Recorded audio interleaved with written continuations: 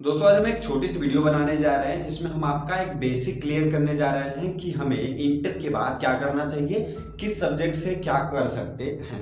तो हम बता दें आपको कि इंटर के बाद या उससे पहले ही आपको ये चूज करना होता है कि आपके सब्जेक्ट क्या है और किस सब्जेक्ट से आप पढ़ करके क्या बनना चाहते हो। अगर आपने इंटर में साइंस लिया है तो आगे साइंस की पढ़ाई कर सकते हो, अगर आपने आर्ट लिया है तो आर्ट के क्षेत्र में जा सकते हो। नई एजुकेशन पॉलिसी में थोड़ा सा चेंज लाया गया था जिसमें हमको फ्लेक्सिबिलिटी दी गई है कि आप अगर साइंस से भी हैं तो भी ग्रेजुएशन में आर्ट के सब्जेक्ट ले सकते हैं। तो देखिए सीधा साधा बात कर ले तो सबसे पहले हम ग्रेजुएशन में अपने एक सब्जेक्ट से आगे पढ़ाई कर सकते हैं जो पीएचडी तक जाता है। जैसे ग्रेजुएशन करेंगे उसके बाद पोस्ट ग्रेजुएशन, उसके बाद पीएचडी। अब पीएचडी करने के बाद आप प्रोफेसर बन सकते हो या फिर कहीं रिसर्च कर सकते हो। अगर आपने अच्छा खासा रिसर्च कर लिया तो साइंटिस्ट बन जाओगे। और अगर आपको ऐसे क्षेत्र में नहीं जाना, आगे बहुत लंबी चौड़ी पढ़ाई नहीं करनी, आपको जल्दी ही सक्सेस होना है, तो आपको फिर एक अलग लेवल पे जाना होगा। जैसे आप मेडिकल अगर बायो से हो, केमिस्ट्री फिजिक्स पढ़े हो तो आपको मेडिकल में जाना होगा। मेडिकल में आप अगर जाना चाहते हो तो उसके लिए आपको अभी जो सबसे प्रॉपर सिस्टम है उसमें आपको नीट निकालना होगा। नीट निकालने के बाद आपको मेडिकल में एडमिशन मिल जाता है, जैसे एमबीबीएस करने के लिए मिल जाएगा। अब एमबीबीएस के बाद आप आगे की पढ़ाई कर सकते हो। यह जो होता है एमबीबीएस, यह एक ग्रेजुएशन लेवल का एग्जाम होता है, यानी कि ग्रेजुएशन लेवल की ही पढ़ाई होती है। इसके बाद अगर आपको और आगे तक पढ़ना है तो उसमें पढ़ सकते हो। साथ में ही आप बी फार्मा भी कर सकते हो, डी फार्मा कर सकते हो, एम फार्मा कर सकते हो। ये सब कुछ मेडिकल लाइन में ही जाता है। साथ में अगर आप मेडिकल में ही जाना चाहते हो तो बीएससी नर्सिंग होती है। डेंटल क्लिनिक वाले भी डॉक्टर होते हैं, इसी में बनते हैं। यहीं से आपका जो यात्रा होगी मेडिकल की वो शुरू हो जाती है इंटर के बाद से ही। अगर आप मेडिकल में नहीं जाना चाहते हो, इंजीनियर बनना चाहते हो, तो भी आपकी यहीं से लाइन अलग हो जाती है। आपको इंजीनियरिंग के लिए फिजिक्स चाहिए, मैथ चाहिए, इन सब में आपको प्रॉपर नॉलेज होनी चाहिए। आप आईआईटी निकालिए, आईआईटी के बाद आपको एक अच्छा खासा टेक्नोलॉजी का इंस्टीट्यूट मिल जाएगा, अच्छे खासे रैंक से आ जाएंगे। तो उसके बाद अगर हम बात कर ले कि मान लीजिए हम आर्ट से हैं, हम न तो साइंस पढ़े हैं, हमको आर्ट आती है, कला विभाग से पढ़े हैं, तो हमें क्या करना चाहिए। तो कला वाले भी आगे पीएचडी तक जा सकते हैं, जैसे बीए कर सकते हैं आप, और उसके बाद एमए कर सकते हैं, एमए करने के बाद पीएचडी कर सकते हैं। बस सब्जेक्ट का मैटर करता है यहाँ पे। आप प्रोफेसर बन सकते हैं, उसमें भी रिसर्च कर सकते हैं, हिंदी साहित्य में रिसर्च, भूगोल में, इतिहास में, आप इसमें भी रिसर्च कर सकते हैं।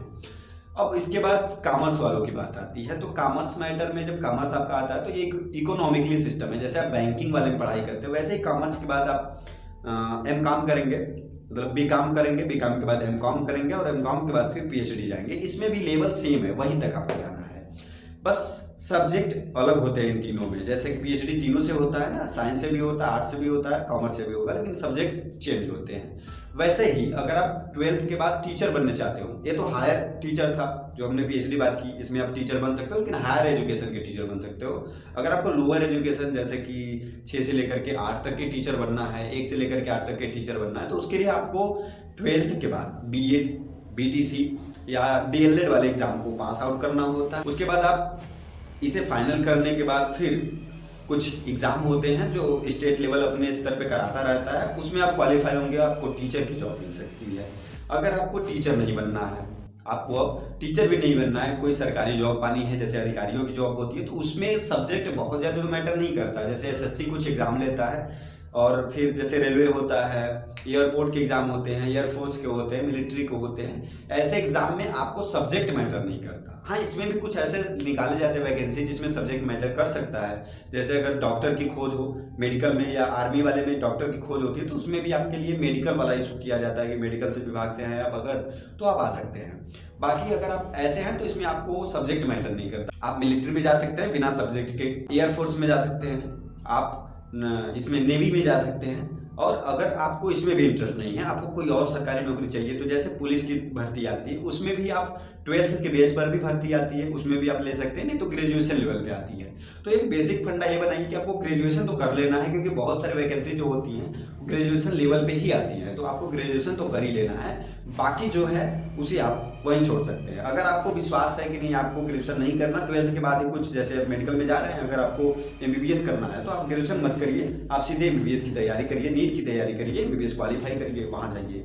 आईआईटी जाना है तो भी आप ग्रेजुएशन मत करिए, सीधे आईआईटी में एडमिशन लीजिए। लेकिन अगर आप सीधे एडमिशन नहीं लेना चाहते हैं तो अभी ग्रेजुएशन कर लीजिए।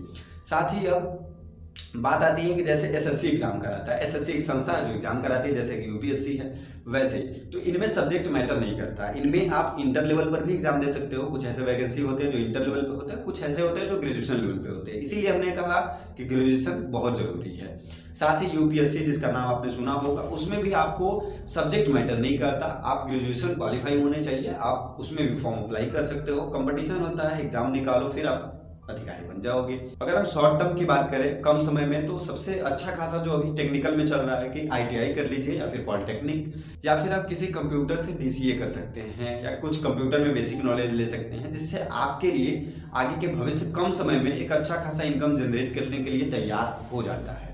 बाकी आपका इंटरेस्ट किस क्षेत्र में है, इसे जान करके ही पढ़ाई करिएगा, किसी और के कहने से, किसी के कहने से नहीं। हाँ, आपको जानकारी होनी चाहिए कि किस क्षेत्र में क्या करने से या किस क्षेत्र में कौन सी पढ़ाई करने से हमें सफलता मिल सकती है, तो उसके लिए आपको प्रॉपर नॉलेज होनी चाहिए। अगर इस पर आपको इन सभी टॉपिक पे डिटेल वीडियो चाहिए, एक बेसिक जानकारी के लिए हमने बनाया था, अगर आपको डिटेल वीडियो चाहिए तो कमेंट बॉक्स में अपनी बातों को कमेंट करना न भूलें।